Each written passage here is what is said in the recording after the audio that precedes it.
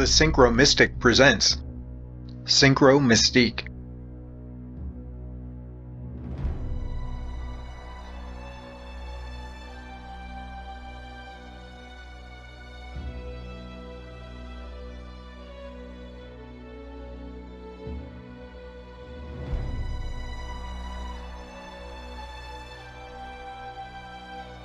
Initiation has to do with introducing a person or group into some practical or theoretical system. Some characteristics of initiation were sketched in the video 10 Arcane Words as part of wide-ranging discussions about terms such as esotericism, Gnosticism, mysticism, occultism, and so on. Suffice it to say here that formal religious initiations are typically conducted on special days and are marked by pageantry. The January 6th debacle is, we contend, tantamount to just such a ceremony, one that has an alchemical character and bears similarities to a medieval passion play. But we're getting ahead of ourselves. First, we need to set the stage, as William Shakespeare would have surely agreed. Note that we're beginning, as it were, with one of the latest chapters in a story that we've periodically been exploring since our first Symbol Odyssey videos. There are a number of recurring themes, and this is typical of progressive initiations. They are only beginnings of new stages of spiritual development. Previous phases are only completed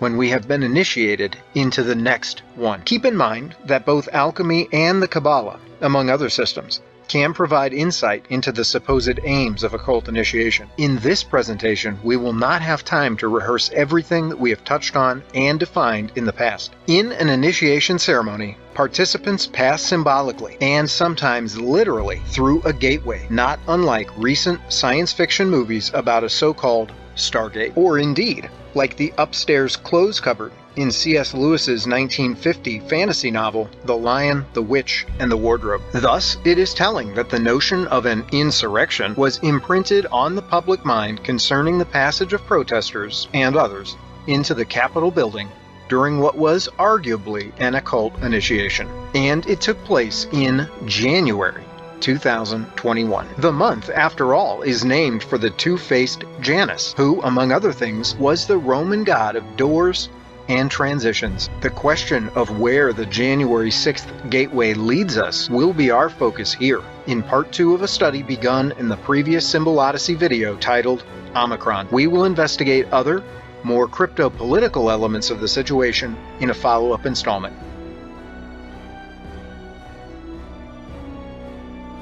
In fugitive director Roman Polanski's 1968 film, Rosemary's Baby, before the final horrific revelation, the titular Rosemary passes through a hidden door connecting her apartment with that of her satanic neighbors. As she enters the adjoining space to come face to face with the devil worshippers, she passes a painting of a cathedral as a raging inferno. This fearful spectacle was eerily echoed when, on the 15th of April 2019, the French cathedral Notre Dame du Paris mysteriously ignited. The fire engulfed and destroyed the roof and spire of the historic church less than a week before the Christian high holy day of Easter. The blaze did extensive damage. Had it not been for expert and heroic firefighting, one of Europe's preeminent Catholic emblems may have been completely reduced to a charred ruin. By the way, Notre Dame is said to be the home of irreplaceable relics, such as artifacts from Jesus Christ's cross and his crown of thorns. Symbolically speaking, then,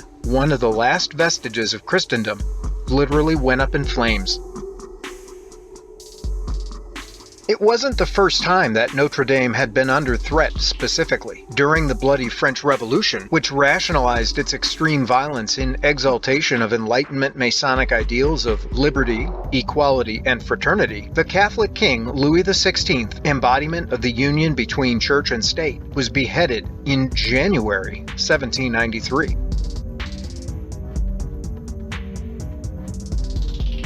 Tens, if not hundreds of thousands of clerics and lay Catholics were executed or exiled to French Guiana. Catholic property, including Notre Dame Cathedral itself, was seized by bona fide insurrectionists. As a shocking coda to this sordid episode, the recent and supposed papal encyclical Fratelli Tutti appears to embrace the principles that were once used to justify anti-Catholic death, and destruction. In any case, for a time under La Revolution, the Grand Cathedral, erected in honor of the Virgin Mary, was looted and rededicated as an idol of human reason. Statues of the Mother of Christ were replaced with those representing the Goddess of Liberty, now referred to as Mary Ann.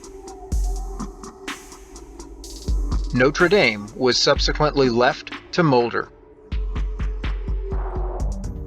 It was in this sorry state of disrepair when 19th century French Romantic novelist and apostate Catholic Victor Hugo drew attention to it in his novel Notre Dame du Paris, finished in January of 1831. The story, colloquially titled The Hunchback of Notre Dame, is credited with inspiring a renovation project to prevent the Christian monument from crumbling.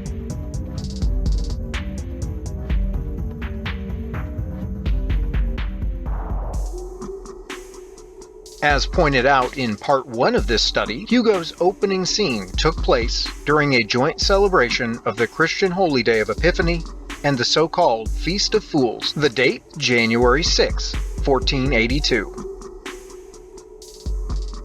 Epiphany literally means to appear to or to shine upon. Historically, it had to do with the manifestation of Jesus Christ to the Magi, as depicted in this watercolor painting titled The Star of Bethlehem. Also, as noted in part 1, the 2007 video documentary, The Star of Bethlehem, made a case that the relevant astrological phenomena were, firstly, a series of conjunctions of the planets Jupiter and Venus, and, secondly, movements of Jupiter in relation to the star Regulus. The video's presenter was one Rick Larson. Larson's views were reportedly shaped by those of Ernest L. Martin, who was a minister in the so-called Worldwide Church of God, one of many offshoots of the Adventist movement. In Martin's 1996 book, The Star That Astonished the World, he posited that the Star of Bethlehem was Jupiter. Incidentally, he also held that Jesus was born on September the 11th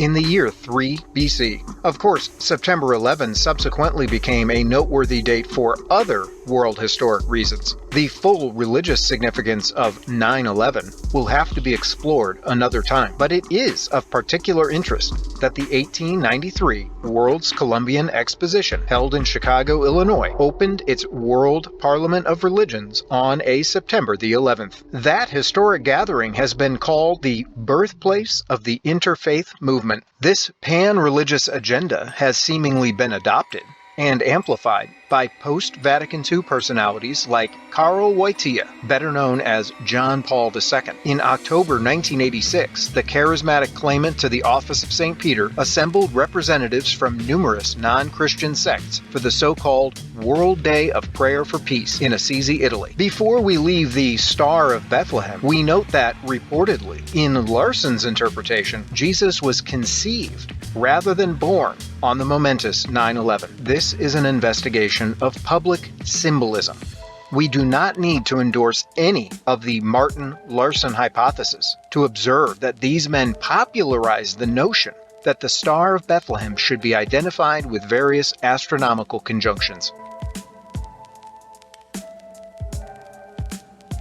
The point of mentioning it here is that it seems relevantly paralleled in the so-called Great Conjunction that was visible and widely reported in 2020. The astrologically significant event was even referred to as, quote, the Christmas star. Of course, this was also the year of COVID, the virus with a crown. In Martin's and Larson's analyses, the role of Jupiter's co-star, so to speak, was variously played by Venus, the virgin goddess, and Regulus, the king star. In the Great Conjunction, by contrast, these celestial bodies were replaced by the planet Saturn, which, in astrology, rules over the zodiacal signs of Capricorn and Aquarius. You'll recall that the Sun transits Capricorn from about December the 22nd to January the 19th. Not to put too fine a point on it, but this range obviously includes the momentous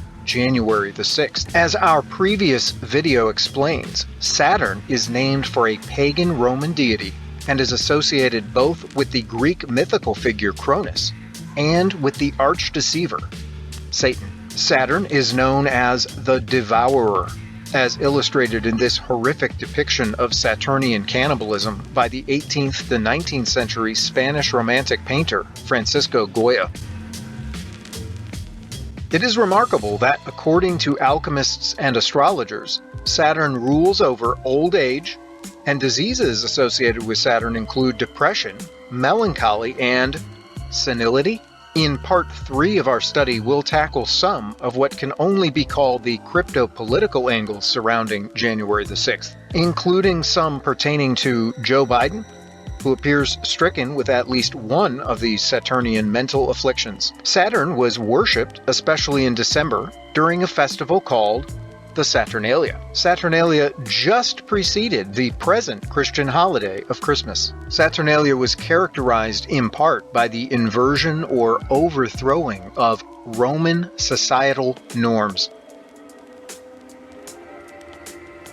This fact reveals a commonality between Saturn worship and the celebration known as Mardi Gras, which we touched on in the previous videos. Principally associated with the city of New Orleans, Louisiana, Mardi Gras revels are bound up with rituals that include reversals of the social order. Some of these rituals include, quote, men dressing as women and women as men. Mardi Gras is the antithesis of the Christian season of Lent, which immediately follows it, and is epitomized by abstinence and fasting. While we're on the subject, a case could be made that the COVID-19 lockdowns and mandates constituted a species of secular, state-imposed Lenten abstinence. People were told not to interact with family and friends, and to give up normal relations, including sexual relations, to forego travel, and so on. The publicizing of the word quarantine further emphasizes this possible connection, since the word literally means 40 days, which is also the traditional duration for the Easter preparation. In 2020, the mainstream media forged a connection with the coronavirus by claiming that New Orleans was a sort of ground zero for an explosive spread of COVID-19 as a direct result of Mardi Gras partying. COVID-19 fits into the overall pattern, since among other reasons, one of the first cities said to have been affected by COVID-19 was Kirkland, Washington. I'm sure it's just a coinkydink that, etymologically, Kirkland means church land. Thus, a picture emerges of a sustained campaign of publicizing anti-Christian or mocking symbols and the replacement of Christian holy days with secular imitations. As Michael Hoffman drew attention to in the 2001 edition of his book, Secret Societies and Psychological Warfare, Satan is the ape of God. The usual Mardi Gras parades were canceled in 2021, but then, on January the 6th, 2022, New Orleans Mayor LaToya Cantrell green-lighted resuming revels. Note the date of the announcement. This is not coincidental, as explained in Wikipedia's article, Mardi Gras in New Orleans. Epiphany on January the 6th has been recognized as the start of the New Orleans Carnival season since at least 1900. It appears that the sub rosa joke behind January the 6th is that of an announcement of a perpetual carnival season of inversion or upturning of societal convention. One of the most conspicuous features of contemporary culture is its departure from, and even reversal of, what preceded it. We have seen this in the world of finance, in the celebration of alleged and incidentally alchemical, quote, gender transformations. We've seen projections of a turnaround of long-standing racial demographics, alongside similar reports of earth-shaking religious transformations. For that matter, the Vatican itself seems to be losing its religion. Meanwhile, Francis appears to have interpreted the two ominous lightning strikes that signaled his predecessor's, quote, resignation and his own rise to power as a divine cue to turn his church on its head. In comic book lingo, we appear to have entered a bizarro world. As one system mouthpiece describes it, we have a pervasive disquiet arising from a growing sense of uncertainty in the American soul. Nothing seems normal anymore. Everything feels split, and the split emanates from the top down.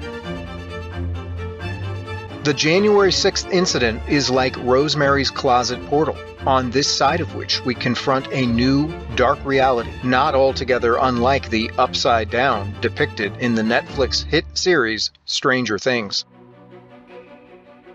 there are numerous alternative examples of this same general theme. To again quote Hoffman, himself alluding to Arthur C. Clarke's Childhood's End, "The world we inhabit is being molded to condition us to eventually accept the open, undisguised rule of Satan himself. The ultimate inversion, after all, surely involves substituting aspirations of attaining heaven with an enthusiastic resignation to let the earth go to hell."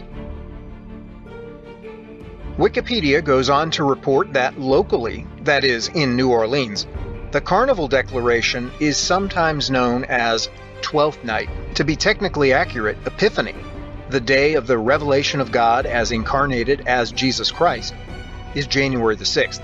Twelfth Night precedes it, on January the 5th. In the context of the Capitol attack on January the 6th, we're told that January 5th was the gathering storm, as Trump supporters arrived and, so the story goes, prepared to run amok in Washington, D.C. Epiphany Eve, better known as Twelfth Night, is the formal conclusion of Christmastide, or the 12 Days of Christmas, commemorated in the song by that title. William Shakespeare authored a play titled Twelfth Night. We were told regarding the previously mentioned Great Conjunction on December the 21st, 2020, as it appeared while the sun entered Capricorn, that it was the closest Jupiter and Saturn had been to each other since July the 16th, 1623. 1623 happens to have been the official date of the publication of Shakespeare's celebrated First Folio. And if you think that this mention of Shakespeare is gratuitous, I invite you to reflect on the fact that the specter of the Bard has hovered over events for years. Who was one of the first recipients of the much-touted so-called vaccine in Britain? Why, it was William Shakespeare, of course.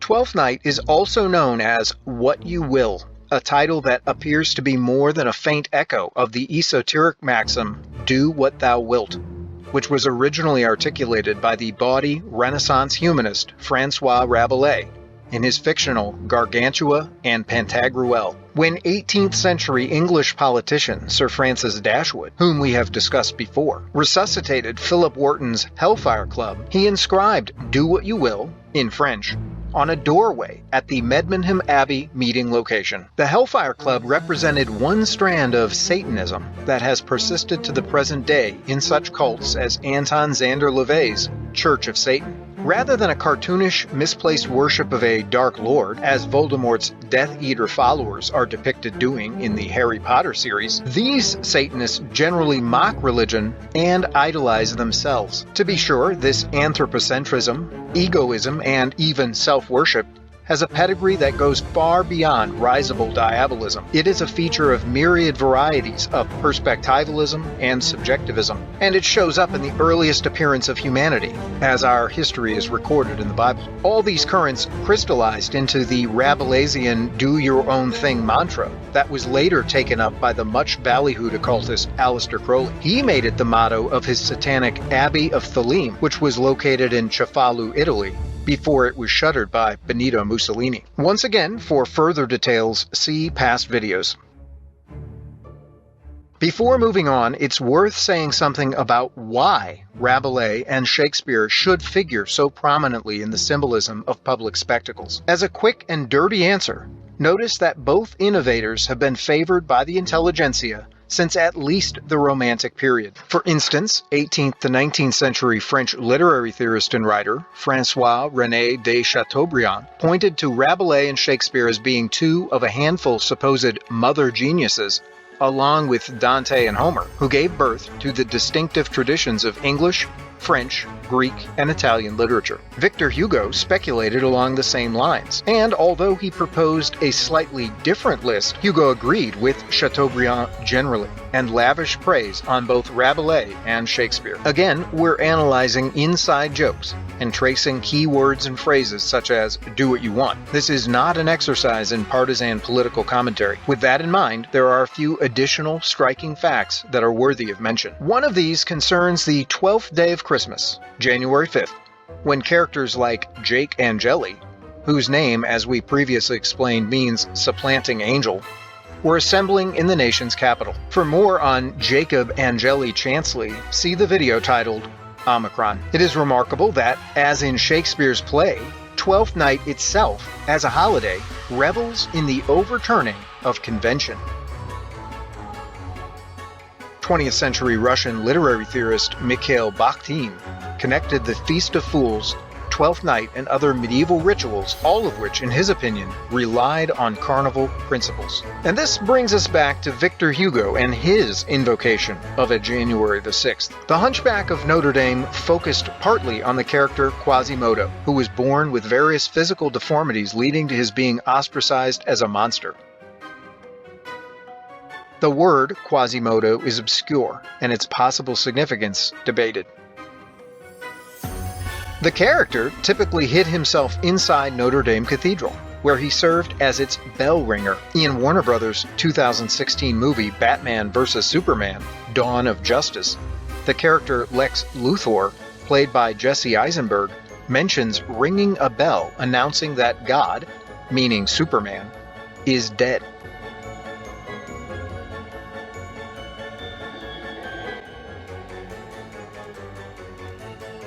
A sentiment similar to Lex Luthor's, in the form of an interrogative, appeared as the first ever text-only cover of a Time magazine edition in 1966. For those keeping score, this was the same year, by the way, in which LaVeyan Satanism was established. This association between 1966, the death of God, and a satanic Year One appears to have been celebrated 2 years later in Rosemary's Baby. Given the recurrence of themes related to the Catholic Church, it's worthy of note that 1966 was a tumultuous year for that institution. The Second Vatican Council closed on December the 8th, 1965, and Paul VI entreated the faithful to spend 1966 familiarizing themselves with the documents produced by Vatican II. One of which was described by Joseph Ratzinger, later Benedict XVI, as, quote, an attempt to officially reconcile the Church with the world as it had become after 1789, the year associated with the beginning of the French Revolution. 1966 was therefore a sort of Year One for a Vatican II-sponsored conjunction of opposites, with trappings of Catholicism being mingled with the modern survival of revolutionary anti-Catholicism. Another striking attestation of this is the fact that the Catholic Church's long-standing list of prohibited books was, for all intents and purposes, abolished in the same year, 1966. This elimination of the index also occurred under the watch of Paul VI, who, on October the 4th, 1965, arrived in New York City and became the first pope ever to visit the United States. A papal figure appears to Mio Farrow's character in a vision during the disturbing drug rape sequence in Polanski's Rosemary's Baby. When Rosemary, who, according to the story, resides in New York, apologizes for not going to see the Pope in person, he is heard to say, "That's all right. We wouldn't want you to jeopardize your health." This statement takes on a predictive quality in light of policy decisions justified by the coronavirus. More than this, story elements suggest that the pivotal satanic impregnation scene was timed to coincide with Paul VI's historic papal sojourn. Rosemary's conception date resulted in the birth of the Antichrist baby around June the 28th, in the ever-present 1966. As writer S.K. Bain has argued, in a painstaking analysis too complex to summarize now, the 9/11 attacks of 2001 may be interpreted as elaborate mass rituals paying tribute to Aleister Crowley. Among innumerable other points of interest, Bain calls attention to the fact that construction of the original Twin Towers of the World Trade Center was begun in 1966. When the towers were destroyed on September the 11th, 2001, photographs depicting a demonic figure materializing in the smoke were broadcast with titles suggesting that the image represented Satan's face. While we're on the topic of symbolic links to the 1960s, we are reminded that Michael Hoffman noted the unexplained appearance, some months prior to 9/11, in Seattle, Washington, of a metal replica of the iconic black slab in Stanley Kubrick's 1968 film, 2001. A Space Odyssey. The mysterious formation in Kubrick's movie is routinely referred to as the monolith, that is, the one stone. And in 2001 A Space Odyssey, the monolith appears like a harbinger, or a bell ringer, announcing that humanity, or some subset thereof, is at the threshold of another evolutionary or initiatic stage. In the Kubrick production, the penultimate encounter occurs in orbit around the planet Jupiter. On the other hand, in Arthur C. Clarke's version, it is the planet Saturn that facilitates the second-to-last contact with the monolith. Not to belabor the point made earlier, but Jupiter and Saturn were the two planetary bodies involved in 2020's Great Conjunction. Of course, in A Space Odyssey, monoliths only appeared during significant celestial alignments. For example, at the Jupiter-Saturn contact, a stargate, or time-space warp, opened, and astronaut David Bowman, visibly distressed, passed through it. This segues into his preparation for the final transformation into the, quote, star child. Meanwhile, on terra firma, yet another presumably Clarke-Kubrick-inspired monolith was found in 2020 in Utah. According to the dedicated Wikipedia article, the pillar had in fact been erected sometime in 2016. Since its discovery, over 200 such structures have been reported all over the world. One was in the Canadian city of Montreal, in a neighborhood called, wait for it, Notre Dame de Grace. And springboarding off that Lexi link, let's add one further panel onto this Hieronymus Bosch-esque magnum opus. In December 2020, the Federal Bureau of Investigation figured an otherwise unknown lone nut who had detonated a recreational vehicle in downtown Nashville, Tennessee, killing himself, injuring 8 people, and damaging dozens of buildings. Symbolically, this attempt to explode Christmas is about as subtle as a cathedral fire before Easter. Since we've already mentioned both the Notre Dame conflagration and the Twelfth Night connections, perhaps it won't surprise viewers to discover that the alleged bomber's name, Anthony Quinn Warner,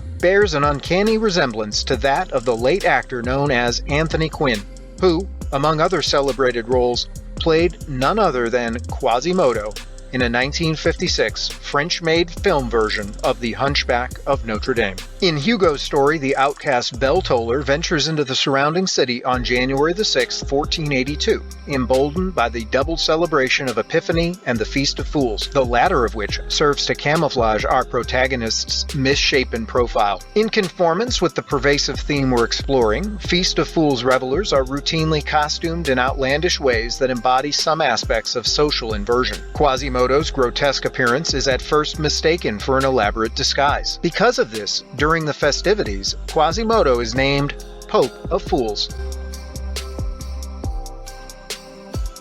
In the 1996 video adaptation by the Disney Corporation, Quasimodo is instead named King of Fools, but the basic meaning remains the same. Apparently, a similar mock election was sometimes conducted during Saturnalia, with the victor being here referred to as an agent of chaos. Sounds familiar. Likewise, the New Orleans Mardi Gras festivities traditionally involve the crowning of a merry monarch who would serve as king for a day. In light of the present study, it is hardly surprising that another outstanding fact about Twelfth Night ritualism is that it too involved the selection of a so-called King of Misrule. It's not for nothing that at least as far back as 2017, 45th U.S. President Donald J. Trump has been lambasted by the press, not just in generic terms, but specifically as a manifestation of, you guessed it, the Lord of the Misrule. The point has been hammered home on numerous occasions. One academic even made explicit the Shakespearean association that has been lurking in the background. It is needful to remind viewers that we are attempting to interpret these things in something like a literary sense, as signs. We are not here intending to take sides in any moral, political, or psychological issues, as important as those surely are. The fact is, whether one agrees with the media's portrayal of him or not, Trump has been expressly labeled Lord of the Misrule. Indeed, these descriptions are represented as partial explanations of his election as merry monarch for a day. Namely, in Donald Trump, the deplorables, to use Hillary Clinton's infamous phraseology, thought they could get one over on their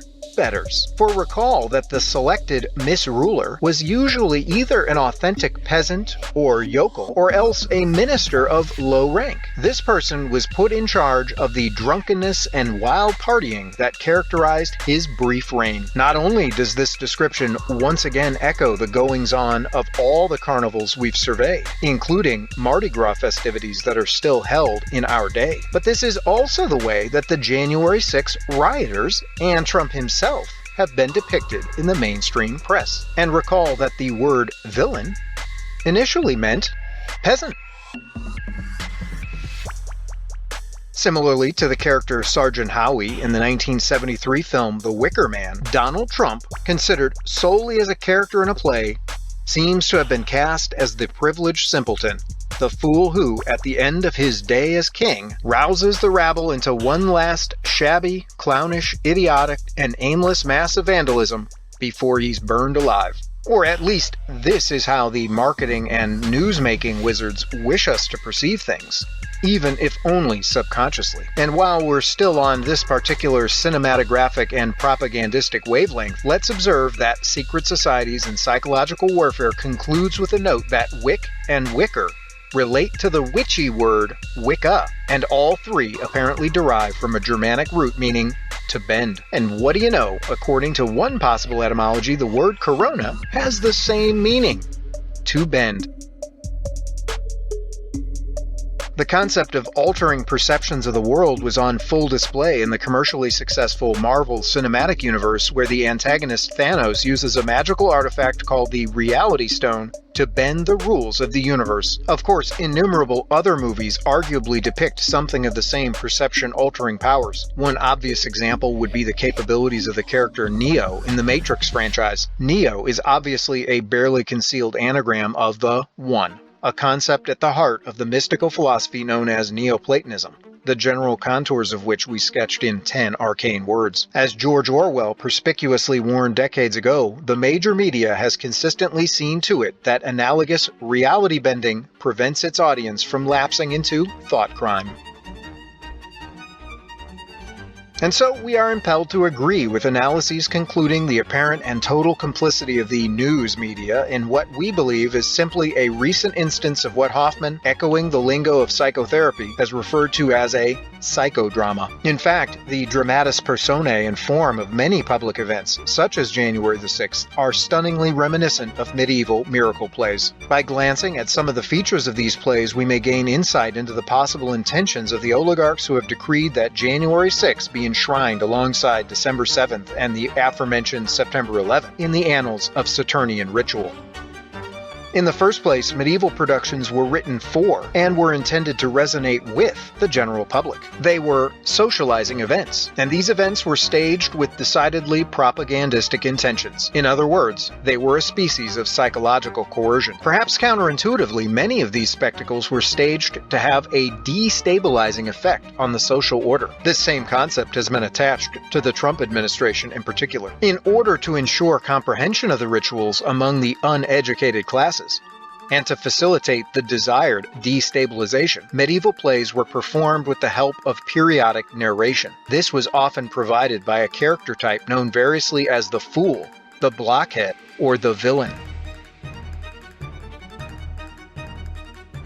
Michael Hoffman begins Secret Societies with several quotations, including a passage from the volume Clowns by researcher John H. Tozan. The vignette has to do with the charlatan attempting to scam his marks out of their money, despite seemingly being harassed by a clown. As Hoffman excerpts it, quote, "As the mountebank delivered his harangue, the clown would repeatedly poke his head out from behind the curtain, making fun of everything his master said, parodying his patter and twisting the meaning of his words. The mountebank played the perfect straight man meanwhile. Here he was trying so hard to hawk his wares, and his own assistant was doing everything possible to undermine sales. The merriment, or gaiety, was of course intentional. While the clown seemingly encouraged the public not to buy the proffered merchandise, the mountebank knew full well that the bystanders would easily be converted into customers as soon as they forgot that they were, in fact, supposed to be buying. Once the audience had been effectively hypnotized,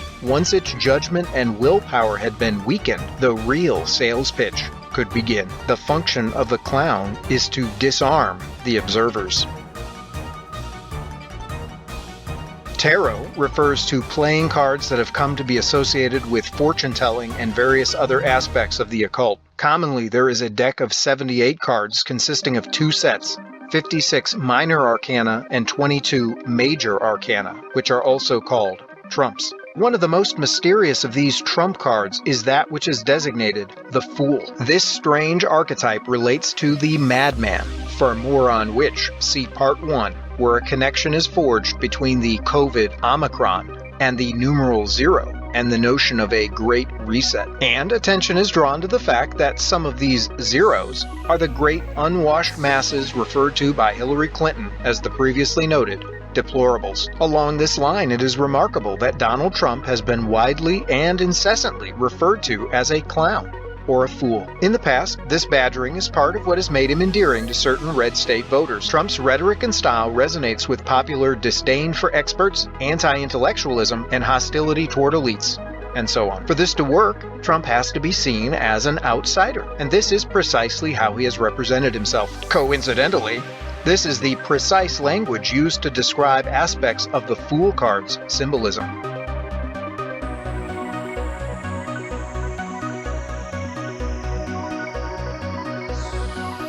And it is also one of the functions of a fool in a mystery play. The fool stands simultaneously inside the story and outside of it.